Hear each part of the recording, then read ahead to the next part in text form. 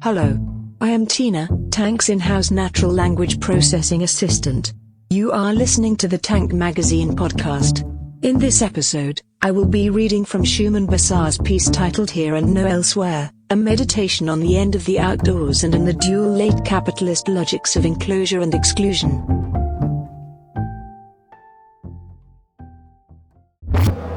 I'm beholding in a shopping mall. Outside, it is too hot. A heat that bounces off the desert, all the way from a ripening sun. Inside this confusingly gargantuan mall, it is not hot. It is chilled.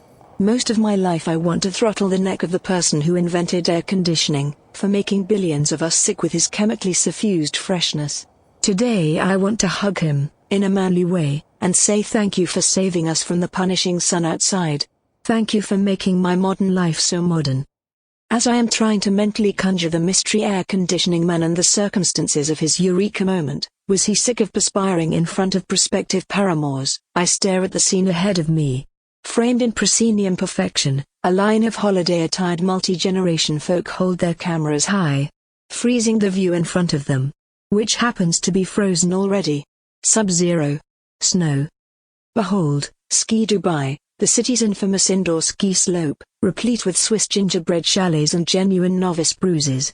The real draw, however, is watching it all from out here, through the thick, sad glass from where you see the even sadder, cracked glass on the other side. The temperature difference between the blaring outside and the snowy inside is to blame. Nature obeys. Caspar David Friedrich, I gasp, it's like his painting, Wanderer über dem Nibelmeer, the one where a besuited savant confronts the terrifying beauty of widescreen nature. Hand on hip, supping up the sublime. Isn't that what's going on here? I wonder, while a fake log burns close to me in an ever-faker fireplace. The wanderers who assemble to gaze down upon Ski Dubai are, less sartorial, analogues to Friedrich's romantic champion, with one additional upgrade. Instead of individual versus vastness, here is the huddled mass of mass tourism. Not contemplating, but digitally capturing the manufactured marvel of pseudo-snow settled absurdly and defiantly in the bosom of desert. Everywhere we look, or even choose not to look, what used to be the outdoors has either become distressingly forlorn through neglect or transformed into an unthreatening indoor space. Jacques Derrida once famously said, "There is no outside to the text." Today, there is just no outside. Flee from pastoral. Remember 2006? Frantic media blasts, because, for the first time ever, more than 50% of the world's population were now living in cities. Statisticians extrapolated further and faster. Cities, they said, are the terminal destination for humanity's future. Megacities. Cities from zero. Divided, gated, balkanized cities, groaning under the pressure of serving too many people with too few resources. And where would all these newly baptized urbanites hail from? The countryside. Unused farmers. Factory fallouts. Because, as we know, free market democracies are fed by and to the middle classes. More middle class, more city. More city, less. What?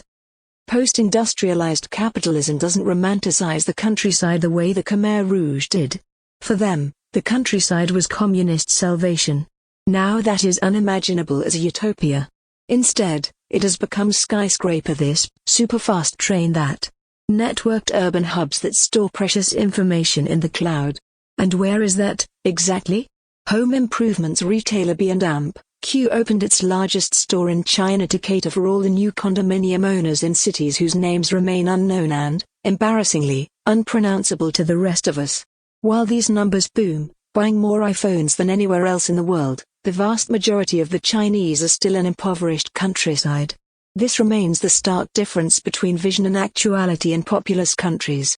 The mobilization of the masses is uneven, even if the simple statistic above makes it sound a lot more straightforward. For the last 20 years, the old-fashioned, fully functioning outdoors has been under attack at both ends of the imaginary spectrum. The United States may have been economically forced to give up its space explorations, but China and India are picking up where the Cold War ended.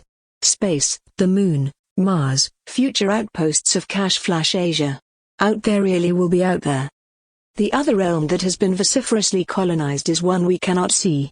Nanotechnology invades and guides our lives and bodies at a scale that is so pervasive it becomes invisible.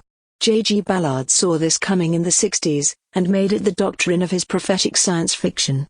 Just as man was able to physically exit planet Earth, Ballard said that the most important frontier was the envelope of our bodies, the insides of our minds and souls.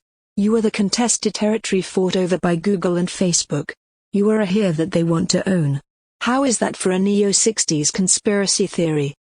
Not content with colonizing the great beyond and the infinite depths of people's molecular structures, the forces of today won't let the last surviving species of outdoors maintain dignified composure.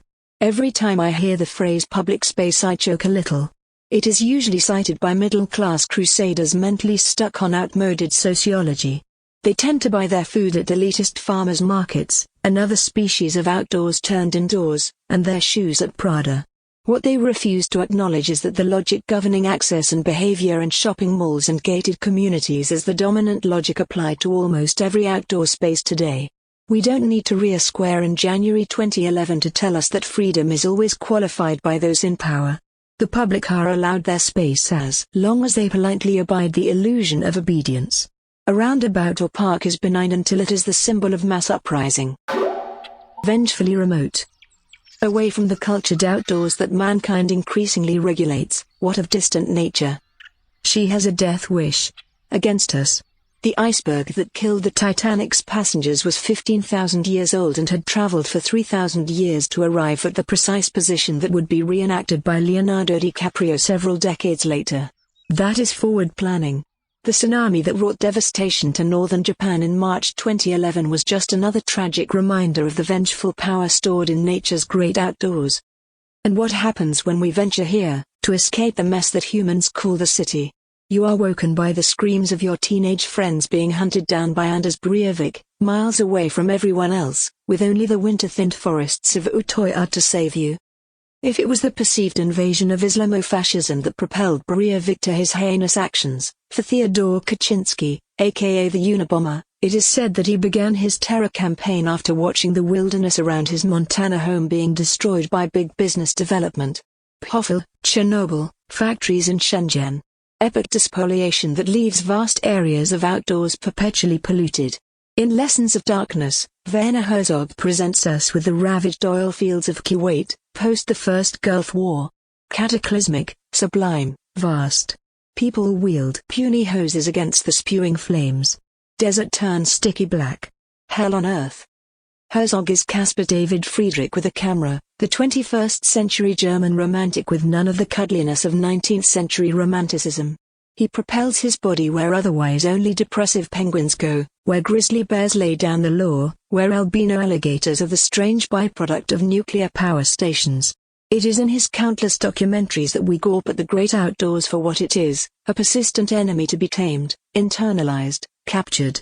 Turned into a lesser outdoors, with handrails, security cameras, souvenir stalls and painted clouds, which we then try to neuter with cannon-propelled irons to clear the airborne pollutants, as witnessed in Beijing during the last Olympics.